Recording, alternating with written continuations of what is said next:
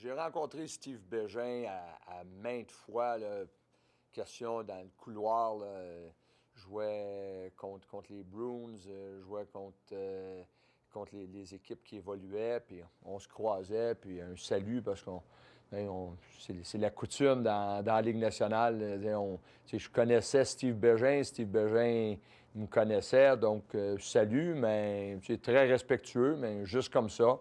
Mais j'ai toujours adoré le style de Steve Bégin. Et puis, lorsque j'ai pris l'emploi ici à Calgary, j'en avais fait part à Jay Feaster. Je savais qu'on se devait d'améliorer un peu notre intensité ici avec les Flames. Et puis, Steve Bégin, j'avais toujours adoré sa façon de jouer. C'est un guerrier, c'est un vrai. C'est un gars qui... L'équipe passe toujours avant Steve Bégin. C'est un gars qui travaille tellement fort, se prépare bien. Et puis, une chose est certaine, à tous les fois, tu vas le mettre sur la glace.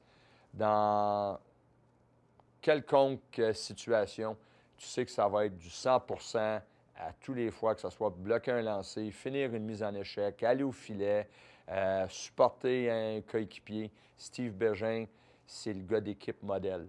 Une chose que je me souviens très bien de Steve Bégin, c'est en Abitibi, avec Val-d'Or comme joueur junior, où il a eu toute une carrière. Ensuite, je me souviens aussi il était capitaine avec Saint John lorsqu'ils ont gagné la Coupe Calder. Et puis, on a juste à trouver la fameuse photo où il lève la Coupe Calder. On a juste à regarder son visage au beurre noir, je pense des ecchymoses plein le visage. On n'a pas besoin d'en dire plus, c'est ça Steve Bégin. C'est un guerrier, c'est un gars qui donne une chance de gagner. C'est pas le plus talentueux, mais c'est celui qui se présente à tous les jours. Lorsque j'ai pris l'emploi avec les Flames, et une fois que les Flames m'ont donné le OK de contacter Steve Bégin pour, pas un contrat, pour un essai. J'ai contacté Steve et je savais que j'avais même contacté Steve, c'est vrai, en Suisse lorsque j'étais à Zurich. Et puis, on avait une place pour un contrat d'étranger. J'ai contacté Steve. Il me disait, bien, dans une semaine, je quitte pour aller me faire opérer dans la hanche. Et puis, il m'a dit, je vais tout faire canceller ça, tout ça. Mais je savais que jouer en Suisse, ça prenait beaucoup de vitesse. C'était surtout axé sur le patin. Donc, avec une mauvaise hanche, je ne le plaçais pas dans une situation où il aurait pu exceller. Je lui ai dit, regarde, on est peut-être mieux de passer à côté de celle-là. Puis je savais qu'il voulait vraiment revenir jouer au hockey. Et puis, je chantais beaucoup de déception dans ses paroles. Mais j'ai dit, je regarde, va prendre soin de ta hanche, puis on ne sait jamais, il y a peut-être quelque chose d'autre qui peut arriver. Mais quelques mois plus tard, je suis l'entraîneur de Calgary, je l'appelle, je lui dis, j'ai l'OK pour un essai, mais avant de t'amener à Calgary, j'aimerais ça te voir patiner. Fait que je vais te donner quelques semaines pour te préparer. Et puis, on s'est rencontrés au complexe Guimont à Laval. Et puis, je lui ai fait toutes sortes d'exercices de patin, exercices de conditionnement physique. Il a passé les tests vraiment comme Steve Bégin veut le faire et peut le faire. J'ai contacté Jay Feaster, j'ai dit j'aimerais vraiment amener Steve Bégin au camp d'entraînement des Flames. On lui a offert un contrat et puis il nous a donné une saison incroyable. Et malheureusement, ce fut seulement une demi-saison en raison de l'arrêt de travail, mais c'était le cœur des Flames. Maintenant que je connais Steve, je connais l'homme, je connais le joueur. Même aujourd'hui, Steve Bégin travaille à mon école de hockey aux États-Unis. J'ai un degré de respect incroyable pour Steve Bégin, puis comme coach, mais j'ai juste une déception avec Steve. C'est de ne pas avoir eu la chance de le diriger alors qu'il avait 20, 25, 27 ans, lorsqu'il était vraiment dans son prime, comme qu'on dit, parce que je peux dire une chose, il aurait été tout un joueur avec notre équipe. Je pense Steve, c'est un homme qui est vraiment humble, puis le crédit lui revient. Il voulait une chance de rouvrir la grande porte du hockey.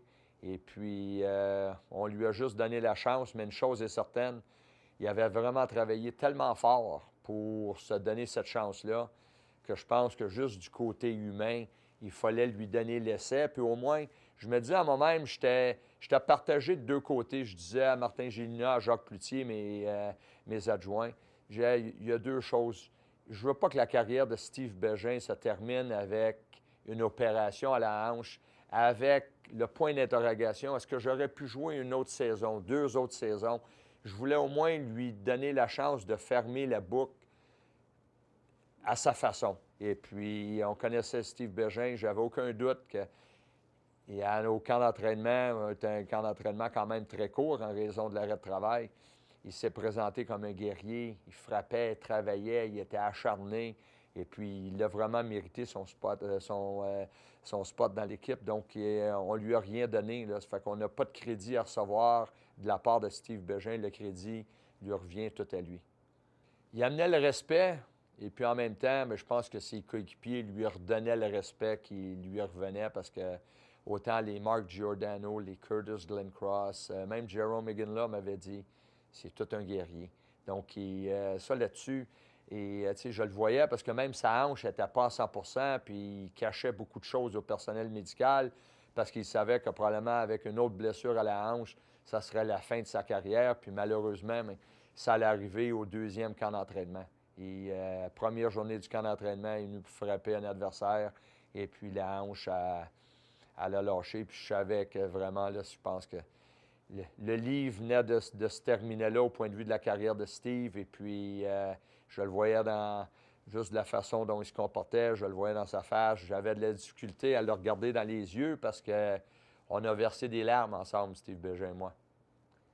Steve Bégin, ça a toujours été le même joueur. Et Steve Bégin, sur une patte, sur deux pattes, Steve Bégin, c'était le cœur. Et donc, c'est pas une hanche cassée en miettes qui était pour ralentir Steve Bégin, loin de là. C'était peut-être notre façon de lui témoigner peut-être sa victoire, son retour dans la Grande Ligue, son combat, sa réhabilitation de sa blessure avec la hanche. Il avait essuyé beaucoup de refus, hein, parce qu'il avait communiqué avec beaucoup d'équipes et puis tout ça. Et puis moi, je savais qu'en amenant Steve Bégin ici, je n'étais pas convaincu de sa réussite parce que je ne le connaissais pas, mais une chose que je savais que le guerrier se présenterait. Puis si, peu importe la durée de l'aventure, je savais qu'il était pour rendre notre équipe et surtout nos joueurs, surtout nos jeunes joueurs meilleurs. Je lui avais confié quelques jeunes joueurs. Il devait déjeuner avec les jeunes joueurs, il devait s'entraîner avec les jeunes joueurs. J'avais dit aux jeunes, il va pisser, vous allez pisser avec lui. Il va prendre sa douche, vous allez prendre sa douche, parce que moi, là, Steve Bégin, c'est le professionnel ultime. Quand on voit un professionnel se préparer, compétitionner, s'entraîner, moi, si j'ai un jeune, je veux qu'il s'entraîne, je veux qu'il se prépare, je veux qu'il compétitionne de la façon dont Steve Bégin compétitionnait. Donc, on avait beaucoup de jeunes qui grandissaient dans notre organisation. Je lui avais confié ce mandat-là. J'avais Steve, je ne sais pas pour combien de temps encore que tu vas être dans la Ligue nationale, mais je veux au moins que tu laisses des empreintes visibles dans l'organisation. Pour aujourd'hui, on a beaucoup de jeunes joueurs qui ont appris de Steve Bégin l'homme, de Steve Bégin le joueur, non pas par son talent, mais par sa façon de faire les choses de la bonne manière. Les gens veulent toujours la victoire. Les partisans, ils courent les matchs de la Ligue nationale, paient les gros prix pour les billets, ces choses-là, puis ils veulent voir l'équipe locale gagner. Mais il y a un détail aussi qui passe souvent aperçu, dans l'inaperçu, c'est que les gens savent apprécier l'effort. Et puis, tu sais, lorsque tu vois Steve Bégin, moi, je l'ai vu une fois au Centre Bell, face dans la bande, la bouche pleine de sang. Je pense qu'il avait perdu des dents ou même peut-être fracturé la mâchoire. 4-5 minutes après, il était revenu dans le match. Hein? Quel pourcentage de joueurs auraient revenu à la même rapidité, avec le même engagement que d'un Steve Bégin? Je peux la répondre, moi, la question. C'est un pourcentage très minime. Steve Bégin, c'est un guerrier. Steve Bégin, c'est un passionné de hockey. Et puis, il n'y a pas assez de Steve Bégin dans le monde du hockey. C'est certain que je sais que pour Steve Bégin, quitter Montréal, c'était une peine incroyable. Mais il reste que, tu sais, je ne peux pas me mettre dans la peau des dirigeants du Canadien. Je n'étais pas là. Puis je pense que du côté professionnel, on n'a pas le droit de faire ça.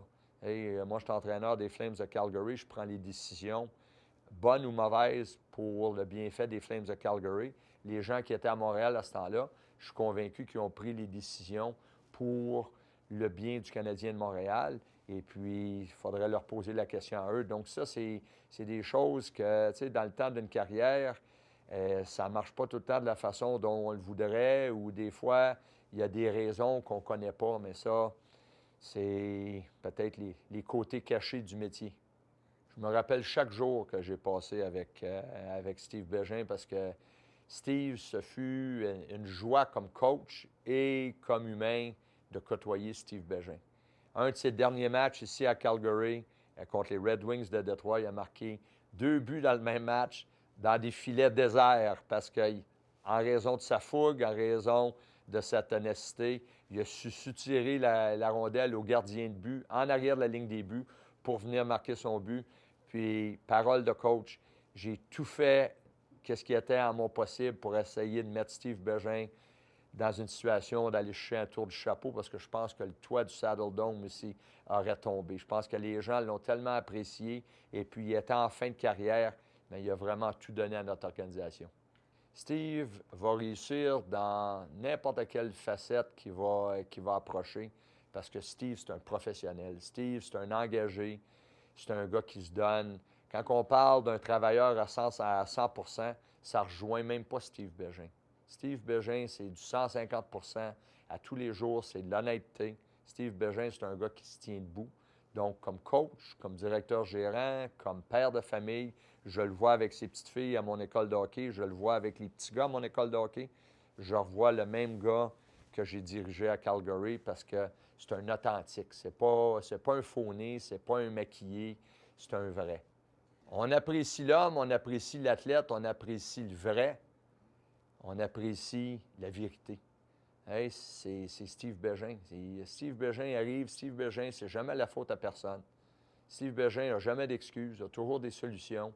Aujourd'hui, c'est dur, demain, ça va être mieux, puis demain, on va trouver des solutions. Et puis, moi, c'est qu'est-ce que je vais rester marqué de Steve Bégin.